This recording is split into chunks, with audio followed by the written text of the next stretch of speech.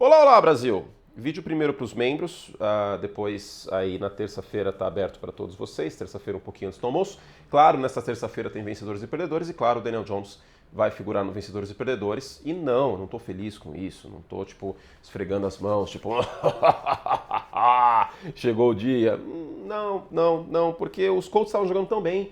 Tava tão bonito de ver Indianapolis jogar e também não acho que um jogo, essa derrota contra o Pittsburgh Steelers, seja algo pra gente já tacar fogo no Indianapolis Colts e achar que o time já era, que era sucesso de carnaval, que era... Você pode escolher o sucesso de carnaval. Ô, Mila, Mil e Uma Noites de um Amor com Você, P.O. Box, Papo de Jacaré, vou te bater uma real, vou dizer que sou tal. Mais pra frente, pra você que é mais jovem, ha, ha, ha, ha, ha, o Lepo Lepo. Pô, baita canção, hein? Lepo Lepo, que nada mais é do que uma alegoria a atos que eu não posso falar aqui porque tem criança assistindo. Em meio a tudo isso, o Indianapolis Colts, não, a temporada não acabou, 7-2 de campanha, e não, o ano do Daniel Jones não acabou, normal. Eu não vou dizer que foi um jogo da feijoada, porque teve muito mérito do Pittsburgh Steelers. Eu falei mais sobre esse jogo e sobre o mérito defensivo do Pittsburgh Steelers, marcou muito bem no mano a mano, o Joey Porter Jr. tendo o melhor jogo em algum tempo, o Alex Highsmith muito bem nessa partida, o TJ Watt com fumble forçado, num vídeo para os membros. Os membros tiveram acesso a este vídeo antes e também tem acesso a mais vídeos. Eu fiz o NFL Sem Stats de Chiefs e Bills e também tem aí os 5 coisas que você precisa saber sobre Colts e Steelers. Em meio a tudo isso, a pergunta é, a carruagem virou abóbora? Essa é a capa do vídeo, esse é o tema em relação a Daniel Jones. E não, a carruagem não virou abóbora. Se você clicou nesse vídeo esperando que eu fosse macetar o Daniel Jones durante 6 minutos e meio, pelo menos, você se enganou. Por quê? Porque eu não fui ao céu em relação ao Daniel Jones. Eu elogiei o que precisava elogiar. E eu mencionei algumas vezes, está funcionando muito bem no play action, muito passe em primeira leitura, está confortável no pocket, está conseguindo encontrar o Tyler Warren em momentos cruciais, o Michael Pittman faz uma grande temporada, mas a força desse time é o jogo terrestre com o Jonathan Taylor. Muitas vezes eu falei isso. Antes de qualquer devaneio de Daniel Jones MVP, por mais que seja um running back, Jonathan Taylor MVP deveria ser a campanha, porque o Daniel Jones, e daqui a pouco eu falo e vou terminar esse vídeo com essa conclusão, ele não é a peça principal desse time. Ele é talvez o óleo das engrenagens que faz o negócio girar e até o ano passado não estava girando, mesmo com esse mesmo corpo de recebedores, basicamente, e com esse mesmo Jonathan Taylor. Embora a linha ofensiva tenha novidades, esteja jogando bem e não jogou bem nessa partida. Mas o Daniel Jones não é o principal ponto pelo qual o Indianapolis Colts tem 7 vitórias na temporada. É um dos motivos, mas o principal é o Jonathan Taylor. E aí o que acontece? A defesa dos Steelers fez um jogo perfeito. Primeiro, em relação à marcação, muito mano a mano nessa partida e conseguiu aí limitar os recebedores de Indianapolis até o quarto período. O Michael Pittman passou das 100 jardas, mas foi um pouco um quê de garbage time no quarto período. Até o quarto período, Indianapolis realmente não produziu, fora a primeira campanha, né, que terminou em touchdown. Pittsburgh conseguiu roubar a bola do adversário com muita frequência. Foram 3 interceptações do Daniel Jones, teve fumble forçado, a torta e a direito. Lembrando que contra New England isso aconteceu também. E é aí que eu faço o ponto importante.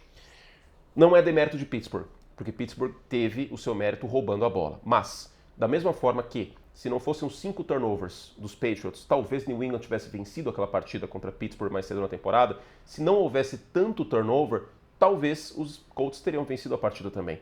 Mas é um mundo hipotético, o fato, a realidade é que os Steelers mereceram a vitória, porque eles fizeram por onde. Mas olha o fluxo.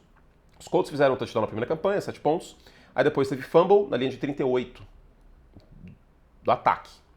Interceptação na própria linha de 30, isso virou 7 pontos dos Steelers. Depois punt, interceptação. Aí quando os Colts viram, o jogo estava 24-7 no último quarto.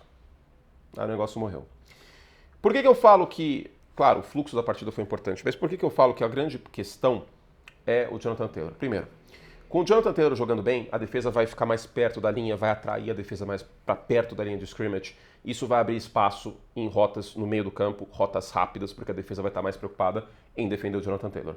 Como os Steelers conseguiram cortar o mal pela raiz e conter o Jonathan Taylor nessa partida, especialmente em primeira e segunda descida, deixou situações mais óbvias de passe. No mano a mano não criaram separação com frequência os recebedores dos Colts, pelo menos até o quarto período, e aí ficou bem mais difícil a vida do Daniel Jones. Então já cortou a primeira leitura fácil, que é uma coisa que os Colts estão tendo o ano inteiro.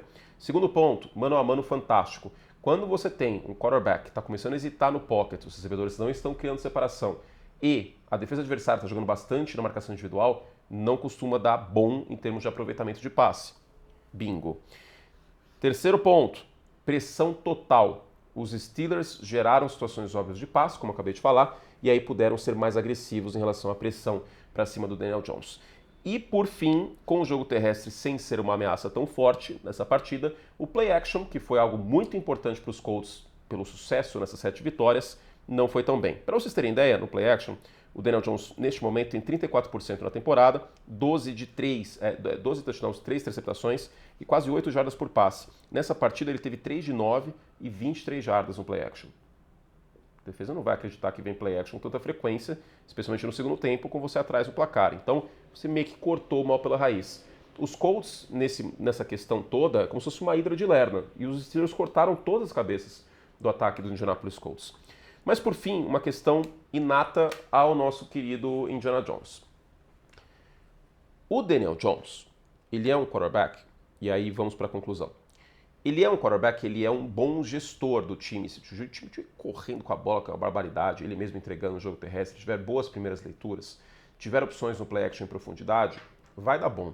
Frise-se que na temporada que os Giants foram para os playoffs, eles perderam, foram amassados para os Eagles na semifinal da NFC 2022, tinha bastante isso. O Saquon Barkley até semana 10, semana 12 estava voando baixo, read option estava funcionando com o Daniel Jones.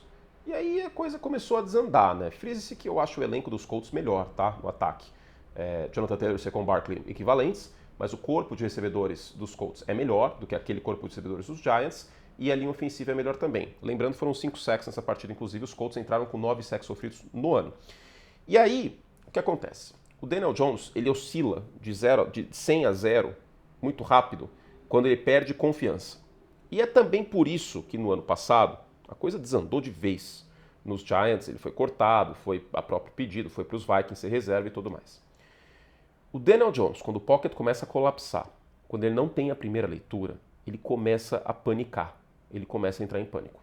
Esse é o Daniel Jones, a gente tem que conviver com isso. Portanto, a gente fez uma live na semana passada e teve uma das perguntas, ou foi um exagero ou fato, agora eu não me lembro, que era se o Daniel Jones era o Jared Goff da AFC.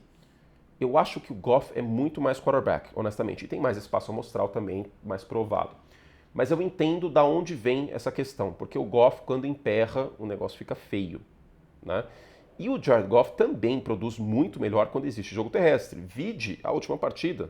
Os Lions não conseguiram correr com a bola, tiveram 65 jardas. Grande trabalho da defesa dos Vikings do Brian Flores, vai estar nos vencedores amanhã ele, inclusive. E aí os Lions não conseguiram mover as correntes com frequência.